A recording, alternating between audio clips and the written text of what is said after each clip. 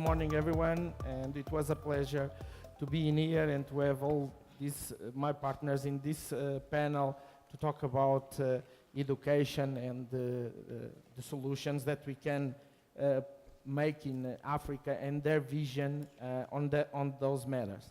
I begin in here with the Honorable John Ernest Bibehe to give us his vision about what the Cameroonian government have to do with the ICT in education and what is the plans of the government for the next years.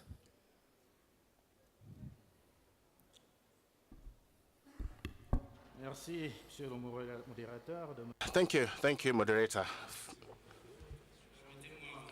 Allow me first to express my profound gratitude to the Kenyan government, which offered us this wonderful opportunity to reflect on matters education and also very more on the future of the youth, African youth.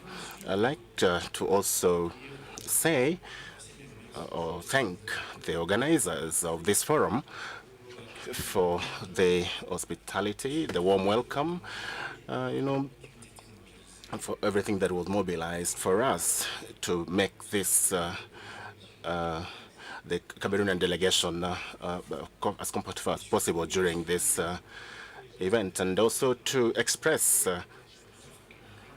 the African grant, thanks to African Grant, which is supporting us, and to express my satisfaction to the efforts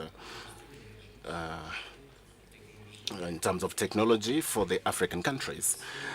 So it's an occasion also for me to say, with strongly, express some determination of our President Paul Biya, the President of Cameroon, who for some time now has been supporting or has been pushing on the creation of the Centers for Development in our country, the dimension of ICT, and it's for that that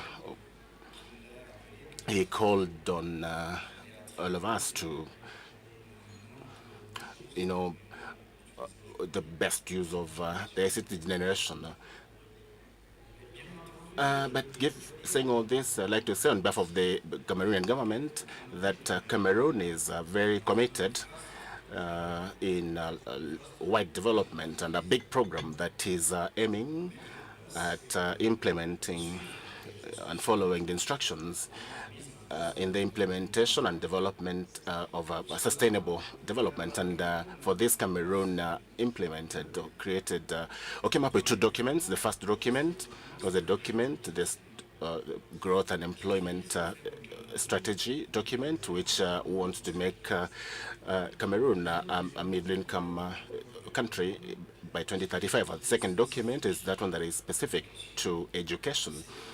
It's a document that is on education and training, and the objective of this is to really put emphasis on the important aspect of ICT and the human resource development that is capable of supporting the growth of our country.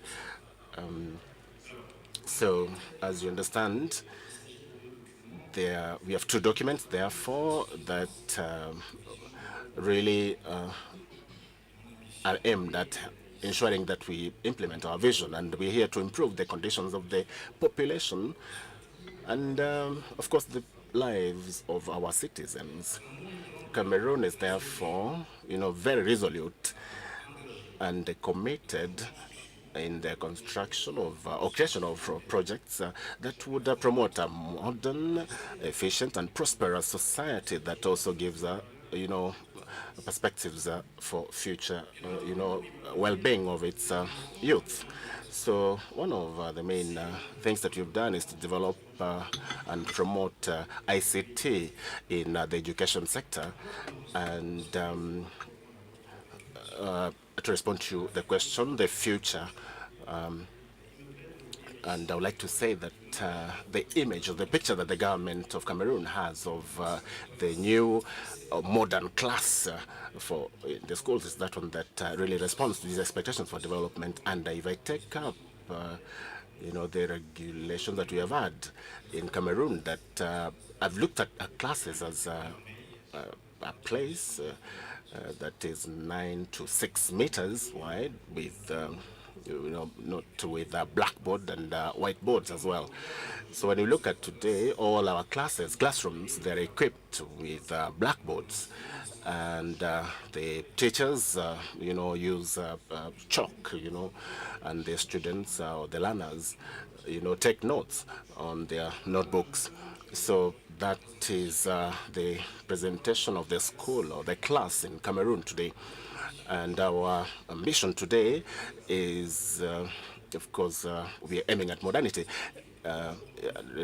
This explains the fact that for the first time, the members of government in our country has come here to show the importance of this work. So, in this regard, we have a certain mission, we have a certain very legitimate ambition, to become modern, and we focus that in the short term, the blackboards will be replaced by, the whiteboards, and we have a certain environment that is digital, where the teacher will participate. Will make the learners participate in an interactive manner, and that is what we are looking forward to. And we're also dreaming that we'll have a certain digital learning environment, which will also have a computer, a portable, a laptop computer or a tablet for each student. And that is, of course, the wish of the head of state, And clearly, to implement all these projects, there is a need for very close amount financial commitments that our country may not have at this time. And when you look at other projects, which are also very important in our country. So I would like to, give you an illustration or an example. For the secondary school teaching, we have 2 million learners who are supposed to, to have a certain tool, and this tells to over 2 million learners have about 70,000 teachers. So that really shows you, the kind of market that we have for you as partners as we move forward. And currently, as I finish, our means, our budget, of course, is not very elastic, and that is why, on behalf of the government, Cameroon government, I'd like to call on all the partners to support us in the implementation of this program at all levels for the real achievement of this big ambition that our head of state has. Thank you. Thank you.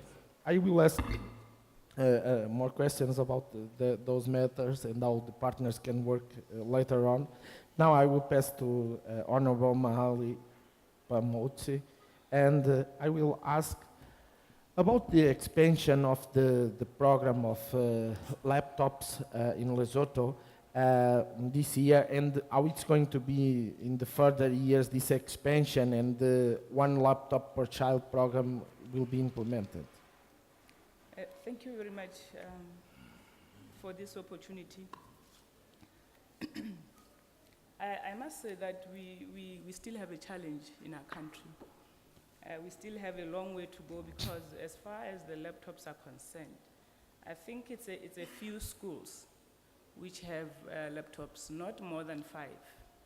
And we have, I think, 1,470 primary schools, our basic education schools, and then we also have 470 high schools or secondary schools.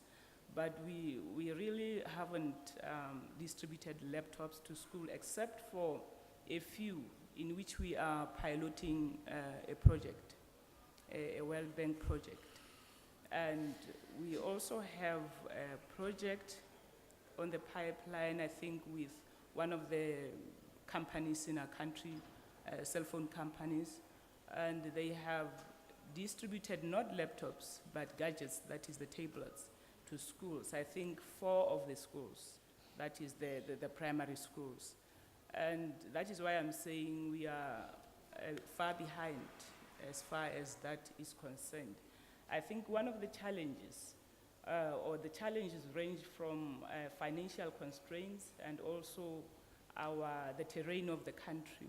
Our geographical location is so challenging that we are not able to access electricity in the remotest areas. Our country is largely mountainous, and it is one of those highest above the sea level in Africa, in Southern Africa.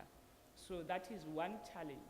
We still have children walking a distance of more than 10 kilometers to school, and we still have schools where there are no roads, there's no access to such places. So I think that is the main challenge that we are having over and above the financial constraints that we are experiencing. But we are in another challenge that is not allowing us to do as we would want to as far as digital teaching or e-learning is concerned, because we just approved our policy, the open and distance learning policy, which allows us also to look into digital teaching and learning.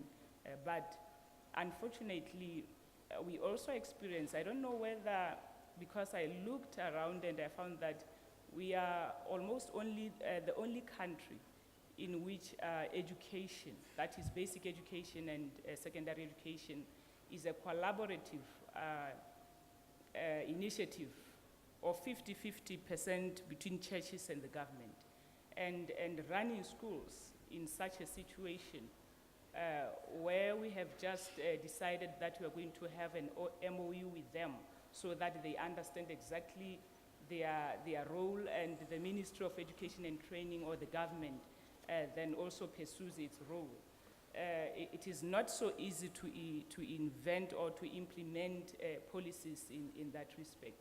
However, I think this year, this is, once the parliament opens, our parliament has closed now, but we have revisited our act, which now gives us the opportunity to run the schools administratively so that we are able to do whatever that we want in the schools. And that is one other challenge, because even investing in technology, in fact, implementing the policies that the government would want to implement, it's not so easy, because the negotiations take so long between the church and the government, even though we are the ones that are footing the bill in all aspects, paying teachers, building classrooms, but I think that is an argument that was made a long time ago, and then we are just reviewing it so that the complications go away. But as it is now, yes, we are looking for partners that are going to help us bring together, because I think we have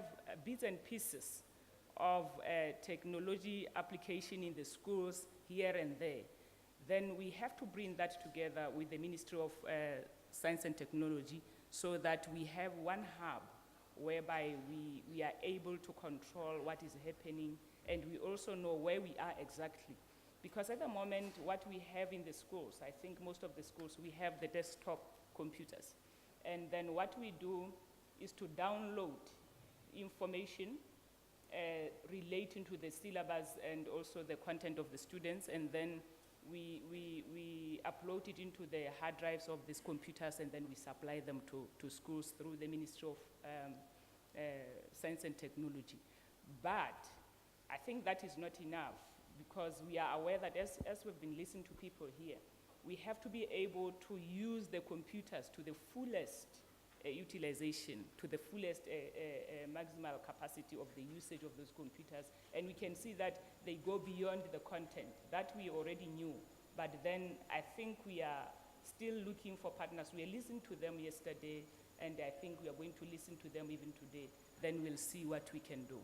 And again, we also have a challenge in the sense that even though we are looking forward to partnering with people in that respect, we also need our teachers to be trained along these lines so that they are able also to tackle problems as they come along in the teaching and learning, the digital teaching and learning of everyday operations of the school. I think that is it. But again, I think we are still doing much because we now are in a project with the World Bank to help improve the school management system in our country. I think that is going to help us so that when we partner with people, we know exactly what we are looking for, and we have already leveled the surface for management of schools, because that is a huge challenge in our country, management of schools. Okay. Yes. We can talk later on and try to help you. Thank you, Honorable.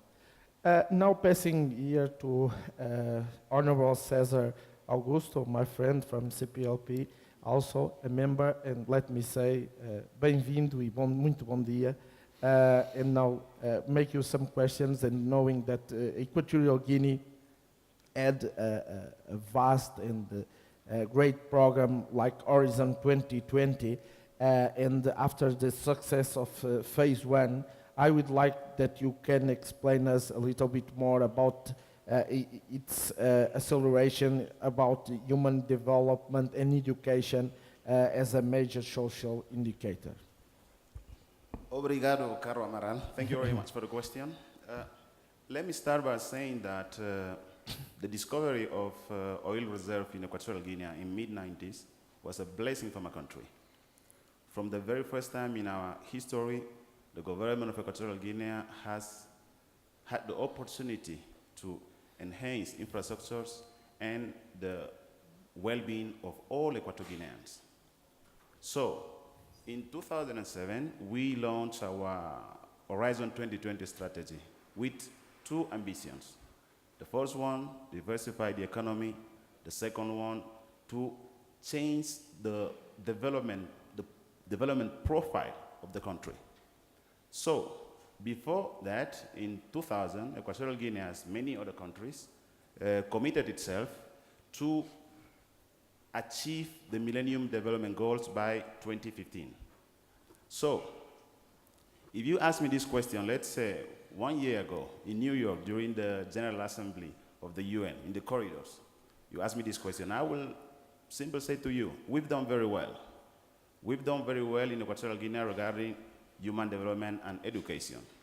We have reduced extreme poverty. We have primary universal education is a reality in Equatorial Guinea. We have empowered women. We have reduced child mortality. We have improved maternal health. We are combating diseases as HIV, malaria, and others. And of course, we are trying to be environmentally friendly. So, we've done all that with our own resources, with the oil revenues. So I will simply say to you, we've done very well.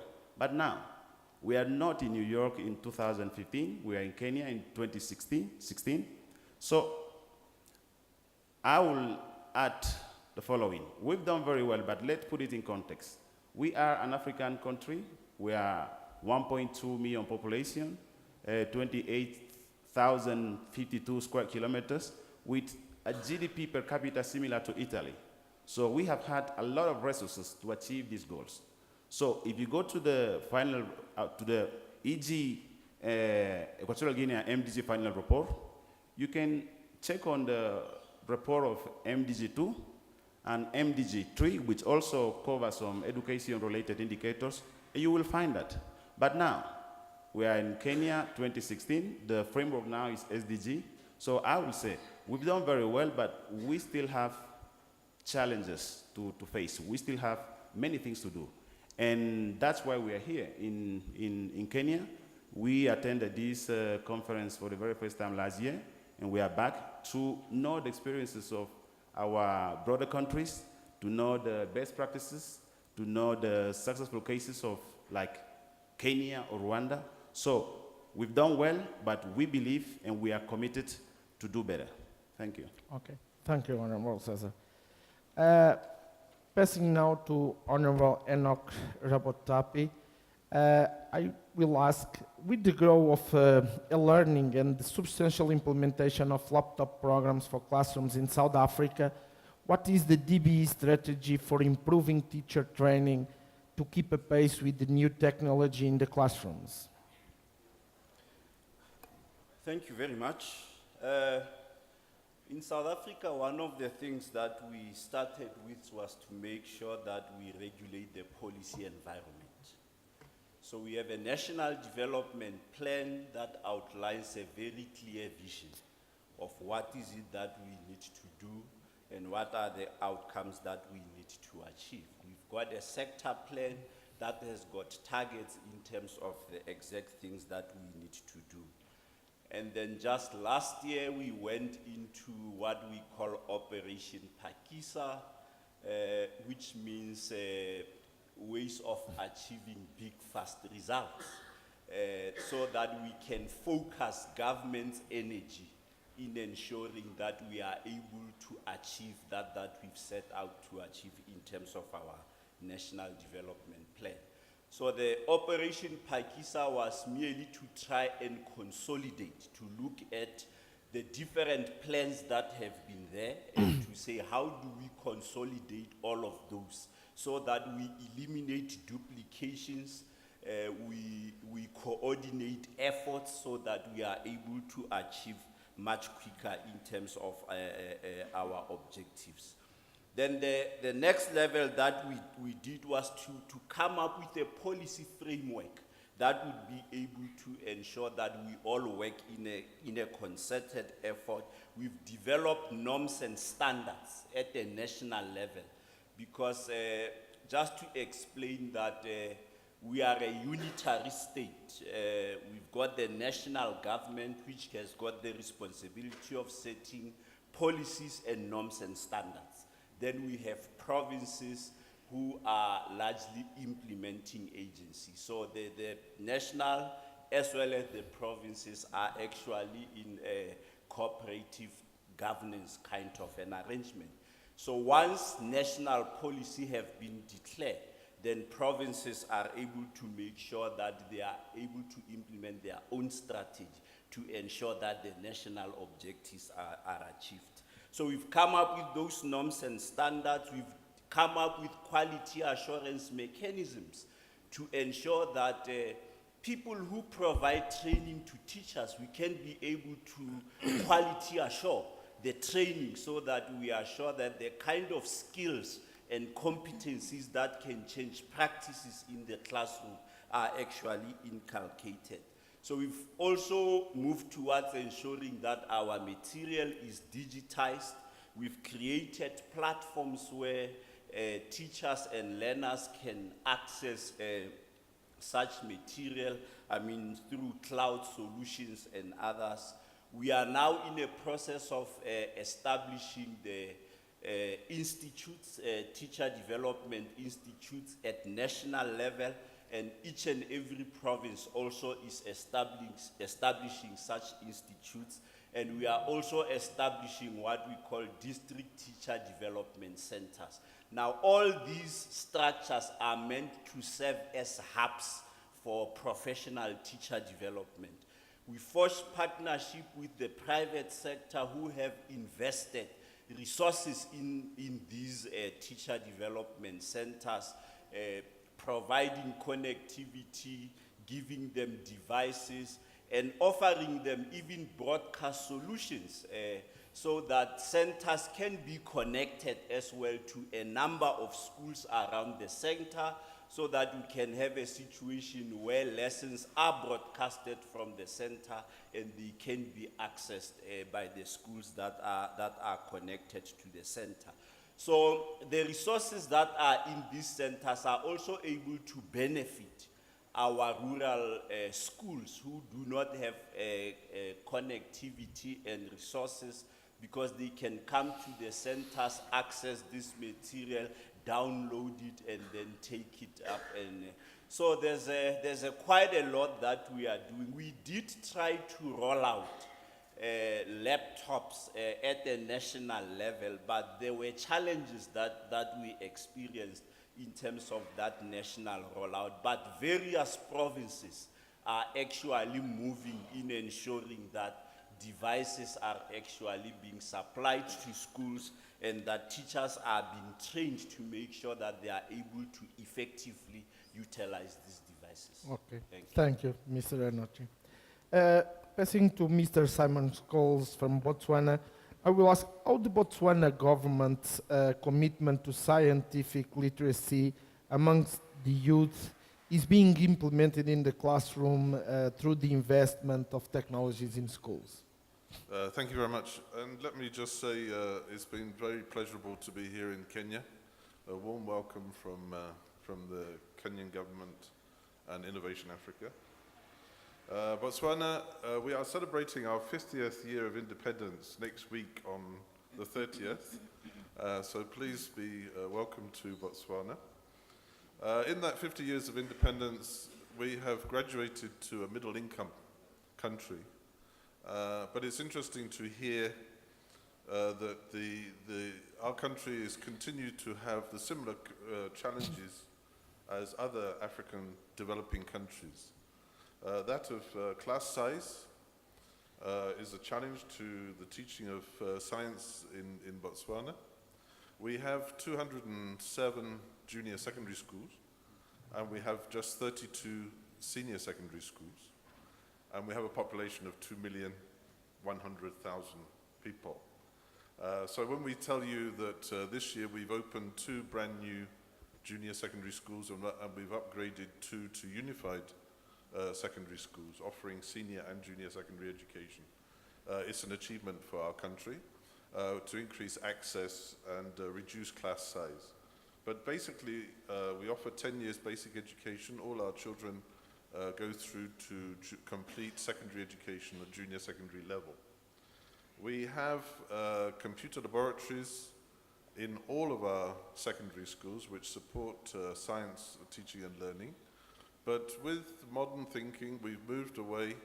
Although we've upgraded our computer laboratories to thin client technologies, we are now putting Wi-Fi footprint throughout all of our secondary schools, and we're also rolling that out over the next 3 years to primary schools. We have 755 primary schools in the country, so within the next 3 years they'll be also connected and have Wi-Fi footprint. We're also introducing mobile devices to schools to support teaching and learning in science. Again, that will also be rolled out to the primary level for upper primary. We've been lucky enough our Ministry of Transport and Communication is now a registered wholesale internet service provider. So they're supplying government with cheaper broadband internet. So we're upgrading our broadband connectivity. Unfortunately, you understand the moving target of broadband. If you look at Tutonet, we were talking about a broadband, fast, high-speed broadband greater than 125 kilobytes per second. And now we're just getting to about 5 to 10 megabytes, and people are talking about 8 gigs, 80 gigs, and so on and so forth. So it's a moving target, and I think that's a challenge for the whole of Africa, if not the world. Botswana has invested highly in east-west connectivity. We are connected to both cables. And recently, as a country, we're starting to see the benefits of that connectivity with a lot of e-government initiatives for online services, including the growth of Wi-Fi hotspots around the country, which allows students to learn outside of the classroom. We've also invested $3 million in a state-of-the-art, high-definition virtual television studio, and we broadcast e-education television programs on our television network. We've just recently migrated to terrestrial digital television, which allows teachers now to show programs on demand service. So we are supplementing the teaching of science through digital technologies in schools. I think it's like everything else. We all want to be doing more, but we've made quite good strides in that area. We have opened a brand new University of Science and Technology, BUST, which is doing outreach to schools supplementing the teaching and learning that is going on in schools. We have the Innovation Hub and the Botswana Institute of Technology Research and Innovation, which support technology development in Botswana. So these efforts have come through Bofinet, which is a government-owned commercial self-sustainable business which is looking after the major backbone in the country. So it's through that initiative, which is to connect all schools basically, that we've improved our video streaming. So we've now actually introduced digital video streaming. We're doing it at a pilot stage in conjunction with Dimension Data. Let's drop some names because they support us, so we would like to thank them as well for that. Thank you very much. Okay. Thank you, Mr. Simon.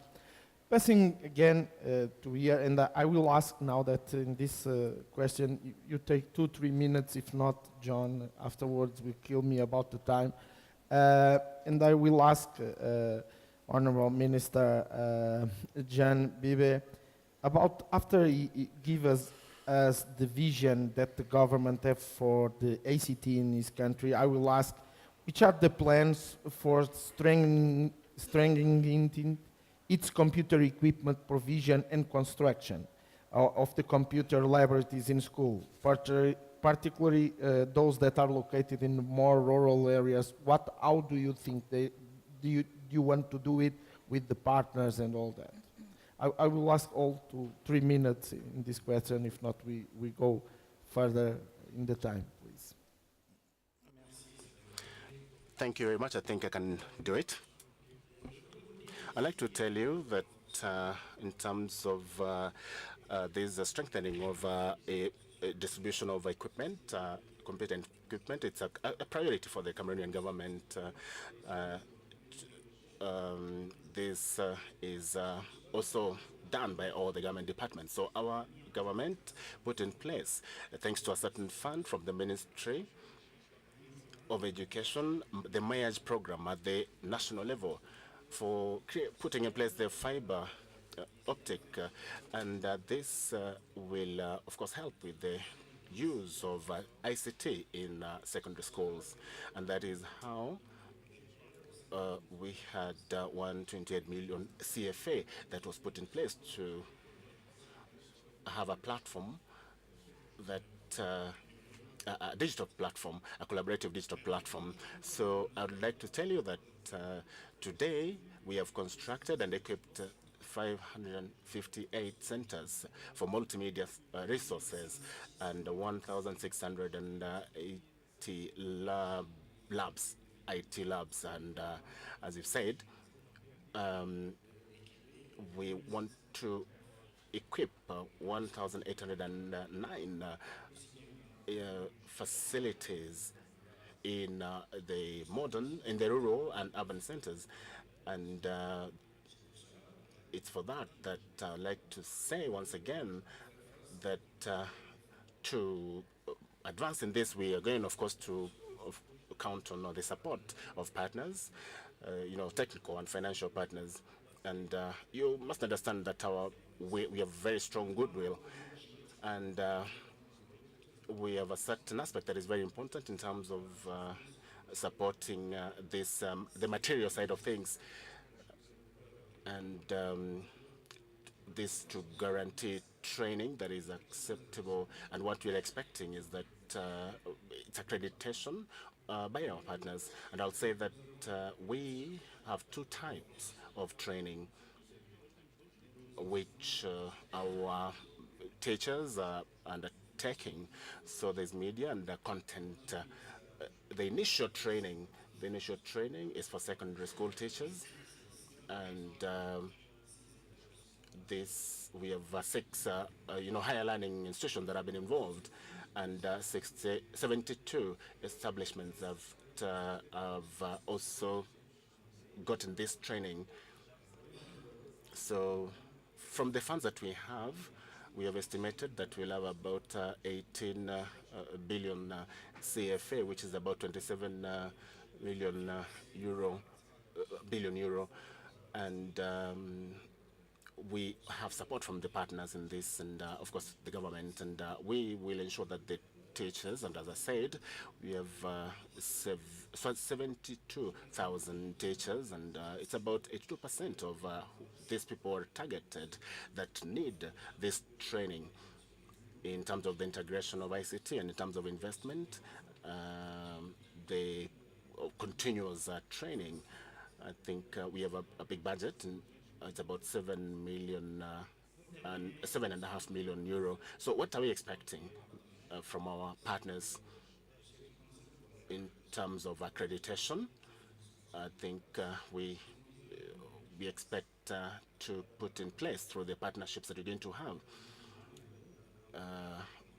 with the big organizations that are represented here and from other international organizations. Thank you. Thank you, Honorable Minister. Honorable Minister Mahali Phamotse, what is the opportunity for greater partnership with the content developers and publishers to specifically design solutions for these Lesotho classrooms and create unique content for the country? How can that be made?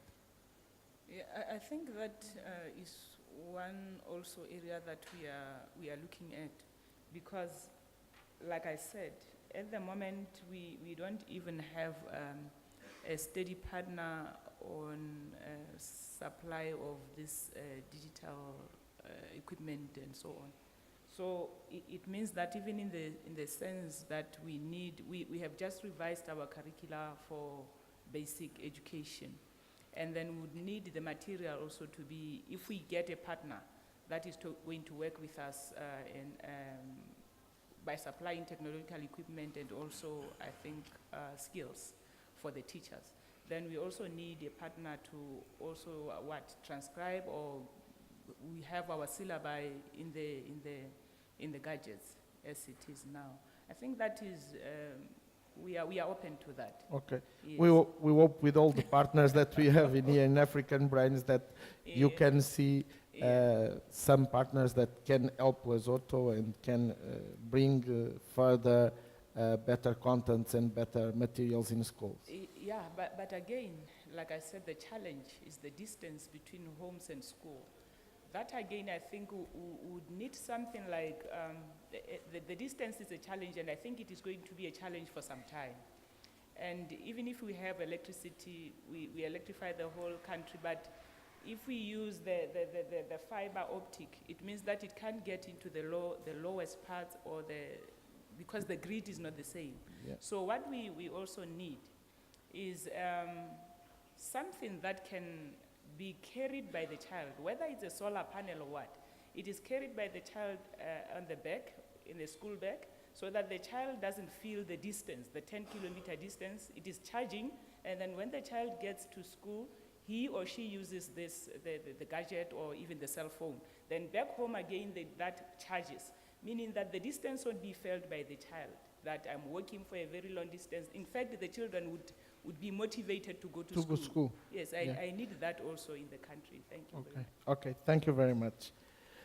Honorable César, after you explain us and talk about the first phase, and talk about also some of your potential in your country, I will ask, how can be the potential to have a world-class digital education system given the resources of the country and the high GDP per capita income? And if the resources are not the issue, then is it a matter of technology transfer or developing in-country skills? Okay, thank you. First of all, I disagree with the first part of the sentence. We all have financial constraints today, all of us. Equatorial Guinea, as many other African countries, one day we woke up and the price of the oil barrel was the half the day before. So today we all have financial constraints. Now, having said that, the potential in Equatorial Guinea is huge. The fiber optic covers the whole country. Electricity is available everywhere. We can even export electricity today.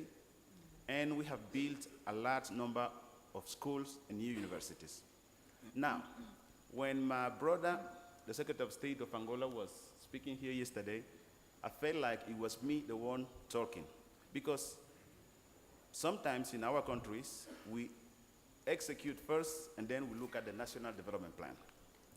We have a lot of schools, we have electricity available, we have fiber optic, we have everything, but those schools we have built, they need to be adapted to reach the standard for world-class digital education system. So the potential in Equatorial Guinea today is huge.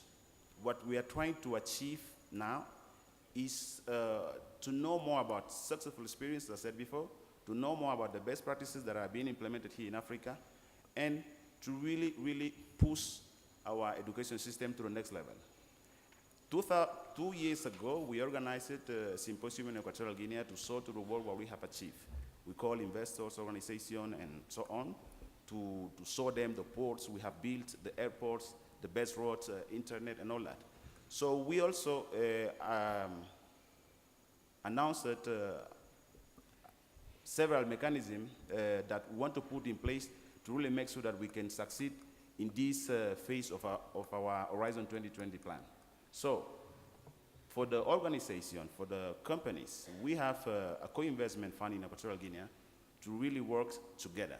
So if any company here wants to come to EG and implement project in the education system, and the company needs a partner, it has in the government of Equatorial Guinea a partner. We have an institution, a body called Holding EG 2020, which manage this co-investment fund.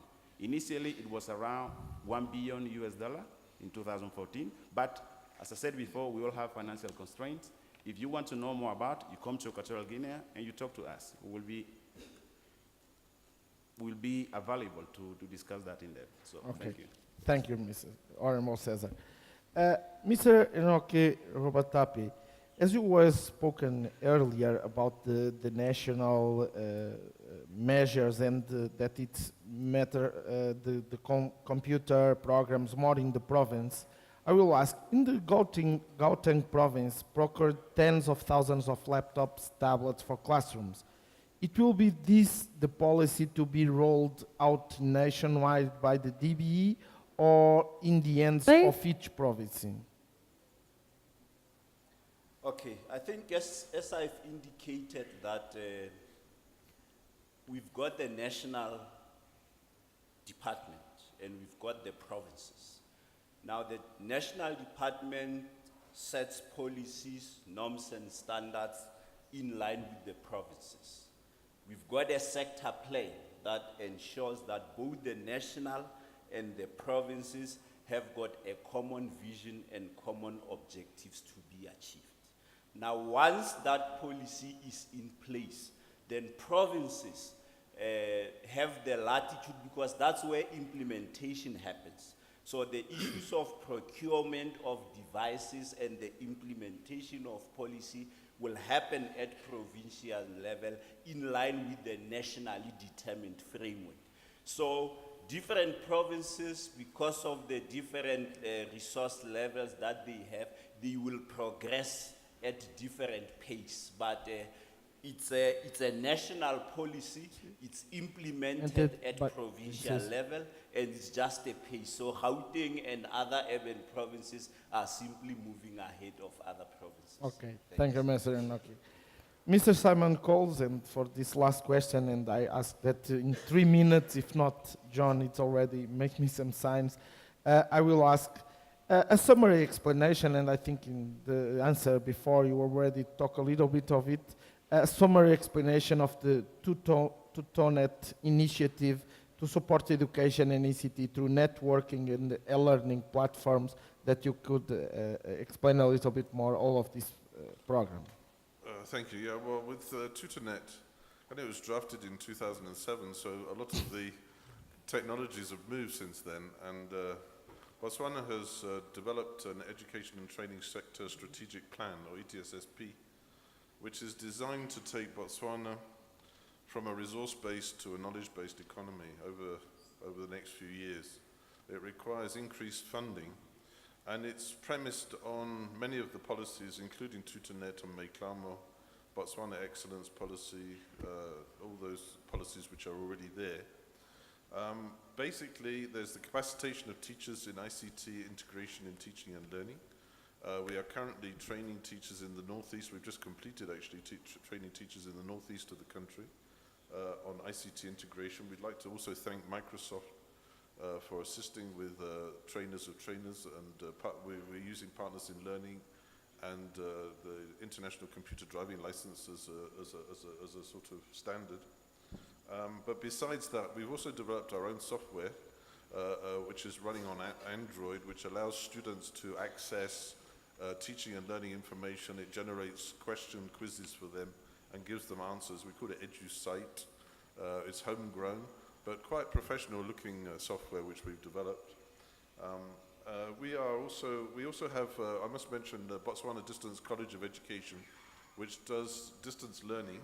It's very ICT based. You can register online, you can do a master's degree online, you can do your PhD. It's just about to become a university in its own right. It's certainly a very big success story for Botswana, along with the fact that it's digitized the whole of the secondary school curriculum, which is going to be uploaded, well, it is basically uploaded online, but available in December this year. So as a country, we're making those sorts of strides, and we hope that the ETSSP, we implement it fully, and that we see the successes at the end of it to develop our country. Thank you very much. Thank you, Mr. Simon. Thank you all for being in here. And now we finish with a video, and thank you for being my partners in this panel. Life begins as a blank canvas. When you're born, the first thing you do is communicate. Then you start discovering the essence of life.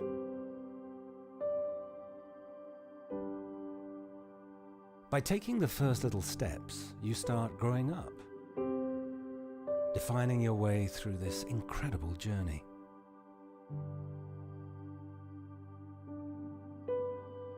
And as you're enjoying the feeling of it, you quickly learn how to reach a higher ground. Life begins as a blank canvas. Blank, yet full of promise. This blank canvas is an opportunity for you to create the long path by which you can walk. You follow your way along with a canvas, learning what life has to teach you. And once you start drawing your unique identity on it, the canvas becomes yours forever. It all begins and ends with you. And you are an executive. You are a chef. You're the teacher. Aware that learning is the starting point for every goal, we've created a global technological solution for education, promoting communication, creativity, collaboration, critical thinking, and problem solving. We've been present on people's daily lives for almost 40 years, with continuous innovation, developing products that help people to communicate. We have a global presence. Our products supply more than 60 countries across all 5 continents. Our green strategy is also highly demanding. We use certified products in a sustainable production. Inside the office and in hospitals, at home and in different workspaces, we are that canvas always nearby, ready for you to use. A canvas that will help you improve the management of your daily life so you can be closer and spend more time with the ones you love. Because this is definitely the best time in your life.